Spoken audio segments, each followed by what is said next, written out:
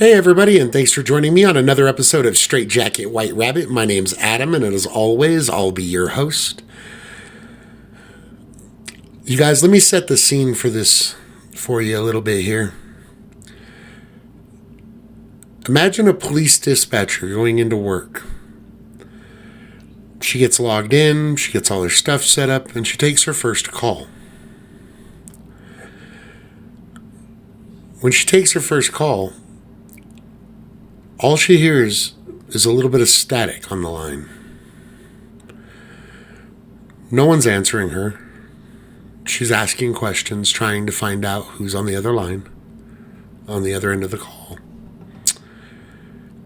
But alas, all she gets is a few seconds of static and then a disconnected line. The dispatcher, worried that someone might be in trouble, dispatches 2 officers to the address listed for the phone number. Officers pull up, and as they do, they realize that they've pulled up in front of a funeral home. Thinking something could be drastically wrong, maybe someone was injured, they go up to the doors, they knock on them, they don't see any lights on. This is, by the way, at 3:37 a.m. in the morning. The officers do a perimeter check to find out that the entire perimeter seems secure. Windows are all locked and shut, no broken glass, no visible signs of any kind of forced entry. Front doors and back doors are all secure. These phone calls come from somewhere. And I understand that there are phone calls that happen because of trouble with phone lines, automated places, things of this nature. But that's not what this is. This was a spirit phone call. A ghost phone call. Now, people all the time talk to me and they ask me when I talk about this, how can a ghost possibly make a phone call? It's really easy for them, you guys. It's all about, what ghosts do is manipulate electrical signals. That's what they can do. And they can do it usually fairly easy if they want to. They can learn really quick how to manipulate electronics. So for me, as a ghost hunter, it's really not that far out of the realm of possibility that these things are making phone calls. And not only is it not that far out of the realm of possibilities, I'd say it's pretty much a given at this point. Ghost phone calls have been around since the invention of the telephone. People getting phone calls from places where there's a lot of death or there's a lot of sadness, hospitals, funeral homes, things of this nature, murder scenes.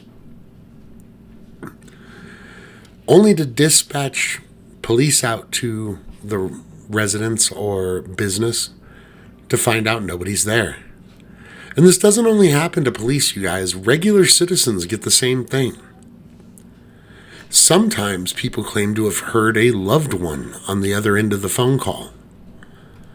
Maybe it was only 1 or 2 words, 3 at the most, or at least that I've ever heard of. But people claim to get phone calls from the other side.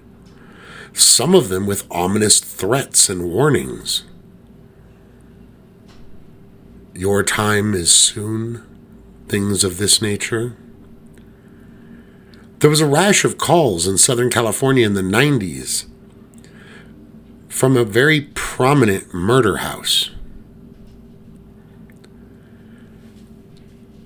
Were these calls made by the victim?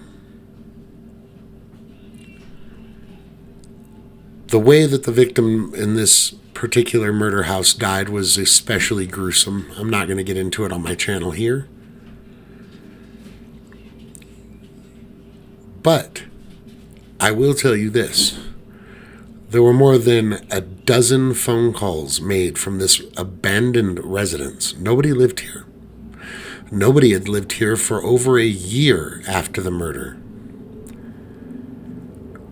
But both family members of the victim and the local police department were receiving almost every other day phone calls from this number.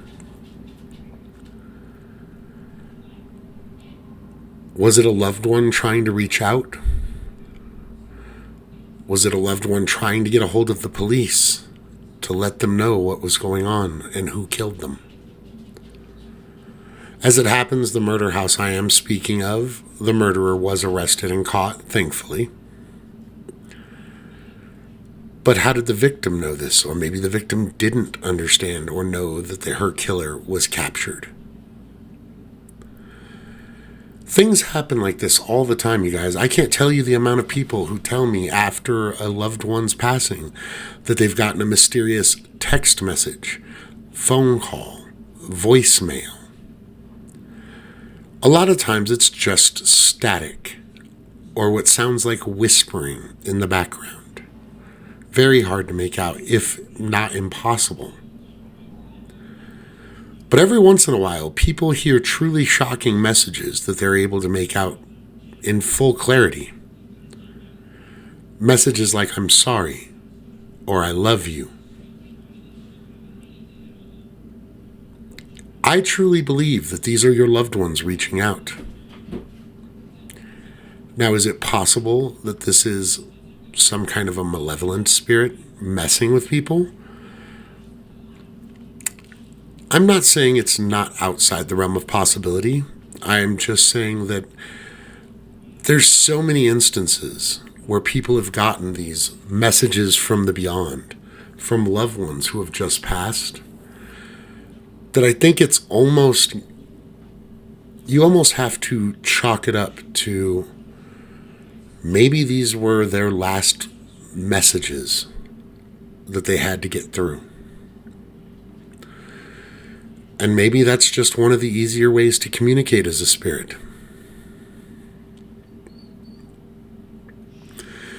Maybe when some of these people died, it's the only way they could think of to get a hold of a loved one.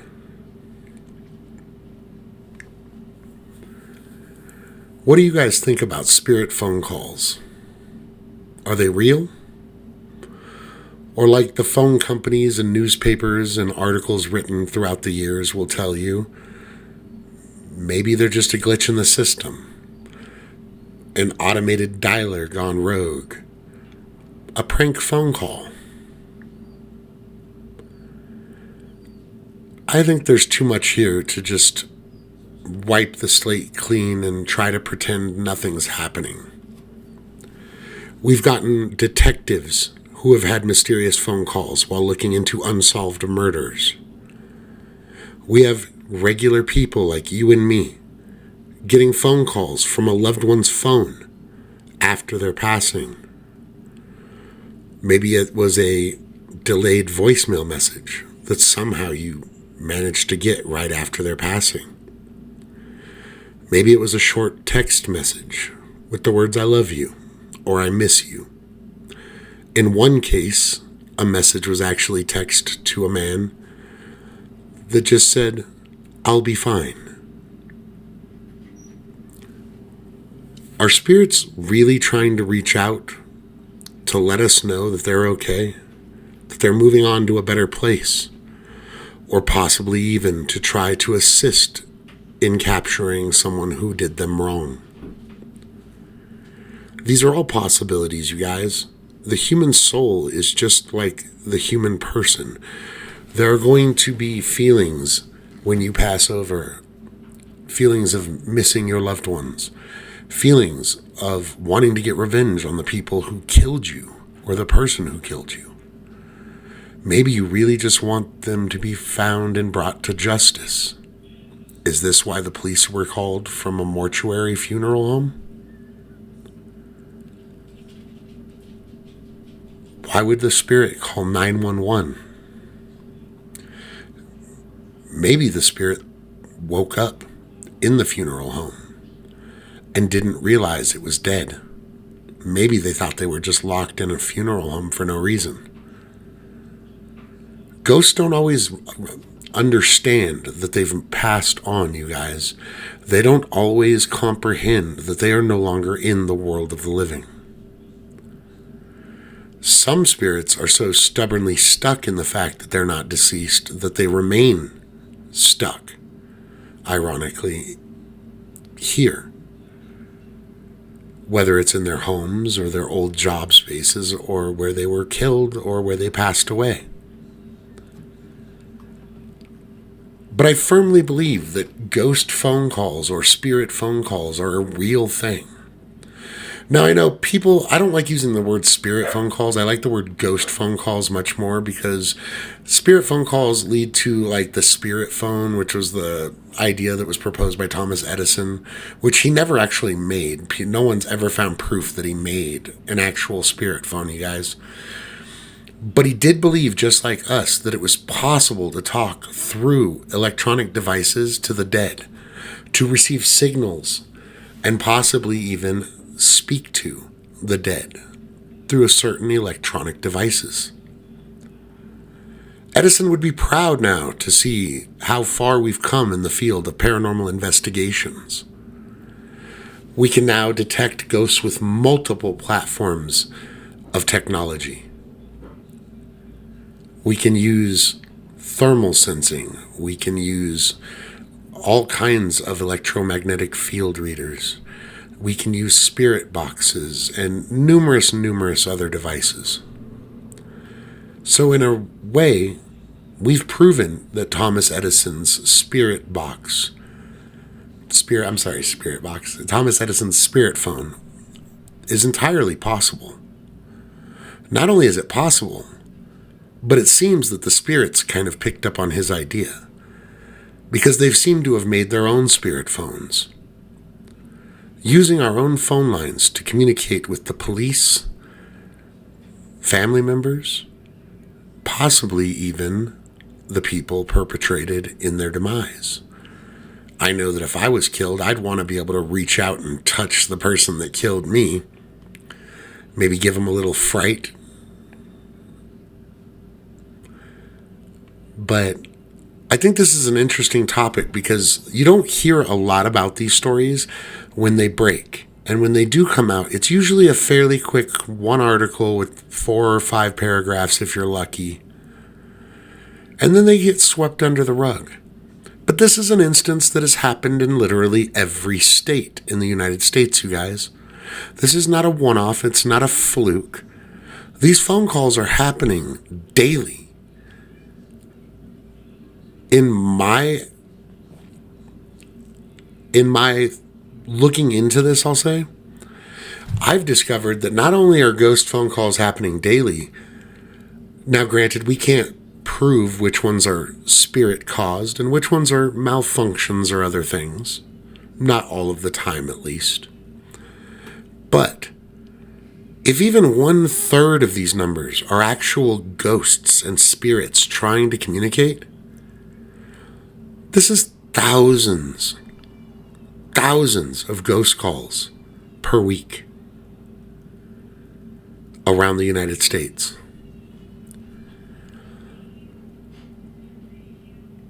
If you lose someone close and your phone rings and you could swear you hear their voice, are you really going to let the world tell you that you've gone mad? Because I don't think you have. I have people who write me all the time that people think they're insane because they believe they're being contacted by their dead relatives, mothers, fathers, brothers, uncles, sisters.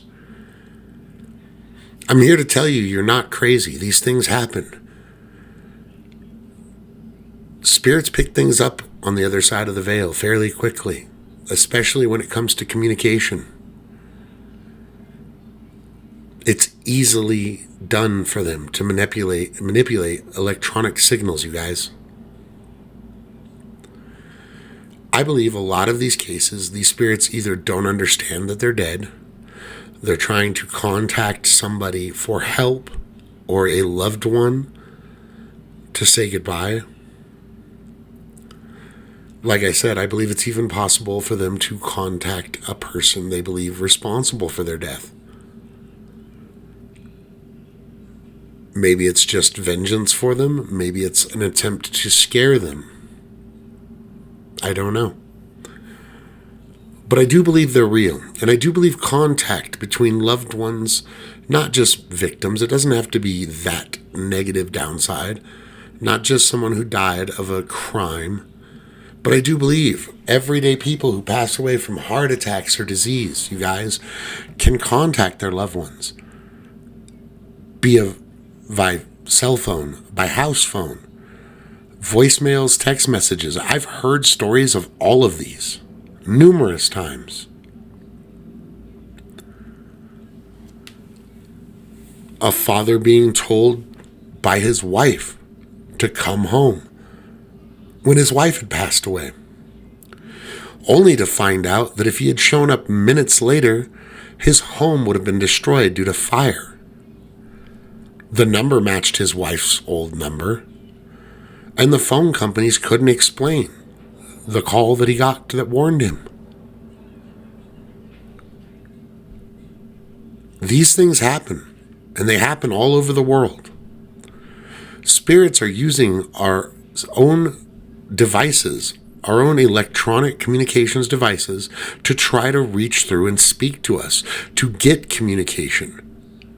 And sometimes the thing trying to communicate with you isn't a loved one. As I'm by now very well known on this channel for saying, I believe in demons, I believe in tricksters, I believe in entities that do like to imitate people to attain new victims. And I guarantee you that if there are real loved ones and real victims reaching out and touching someone, there are also evil entities, tricksters, and devils reaching out to touch someone on the phone lines. So the next time you pick up your phone and you hear static or whispers or a voice that sounds oddly familiar, it could be a loved one trying to reach out. Or it could be a demon trying to get in. You have to be careful when you communicate with the dead, you guys. I've said this over and over again. Evil entities will feed off of grief. They feed off of any emotions, even happiness. You have to keep them in check. Emotions are great in moderation, but to let any one emotion overwhelm you leaves the door open for other things to get in. If you're communicating with a loved one, as long as the loved one isn't saying anything negative or having you hurt yourself, I'm all for communicating with the other side. Try to let them know that they should be at peace and move on.